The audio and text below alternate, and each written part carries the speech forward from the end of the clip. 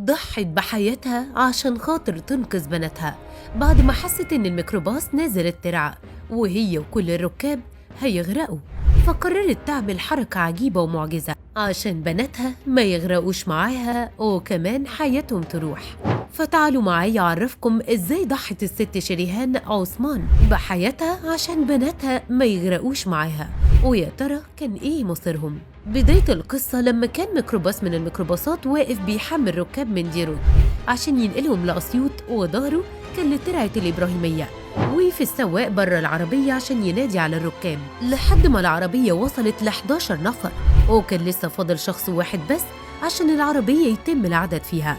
ويظهر كده إن السواق ما كانش شادد فرامل الإيد بتاعة العربية، وفجأة وهو واقف بينادي بدأت العربية اللي كان ظهرها للترعة إنها تتحرك لورا في اتجاه الترعة نفسها وبسرعة كبيرة. ركاب العربية لاحظوا إن العربية رايحة بسرعة مجنونة للترعة، فبدأوا يصوتوا عشان السواق يلحق العربية، لكن السواق لما طلع يجري ورا العربية كانت قربت توصل للترعة وتقع خلاص في المية. الست شريهان عثمان كانت قاعدة في الكرسي اللي ورا السواق على طول، هي وبناتها الاتنين، ولما شافت إن العربية خلاص رايحة للترعة ومفيش أمل نهائي ضحت بنفسها عشان بناتها تعيش، وحدفت بناتها من باب العربية قبل ما تنزل العربية في مية الترعة وتغطس في ثواني، ويغطس كمان معاها كل الركاب ما عدا شخصين هم اللي قدروا ينطوا بسرعة من العربية. الميكروباص كان مليان بالركاب وكل واحد فيهم كان بيحاول ينقذ نفسه بأي طريقة، لكن الأم كانت حاجة تانية،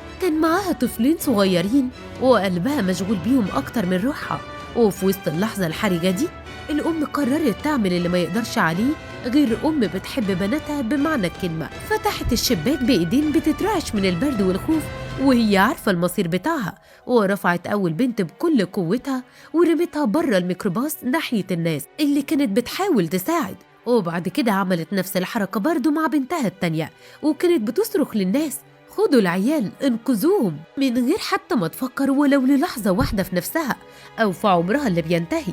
آخر حاجة كمان اتشافت من الست شريهان عثمان أم البنات كانت عينيها وهي بتبص لبناتها من بعيد وكأنها بتقول لهم عيشتكم أهم من حياتي. وبعدها غطست مع العربية في ترعة الإبراهيمية وتلم الأهالي عشان ينقذوهم، بس برضو ما عرفوش لأن سرعة التيار في الترعة وعمقها اتسبب في اختفاء العربية. ولما وصلت قوات الإنقاذ النهري وخرجت العربية كانت المفاجأة إن محدش كان جواها، ولحد دلوقتي البنتين دول هم الناجيين الوحيدين من اللي حصل للميكروباص. واسم الأم بقى حديث ديروت، الناس هناك ما بين دموع وحسرة بيحكوا عن الست اللي ضحت بحياتها عشان بس ولادها يعيشوا.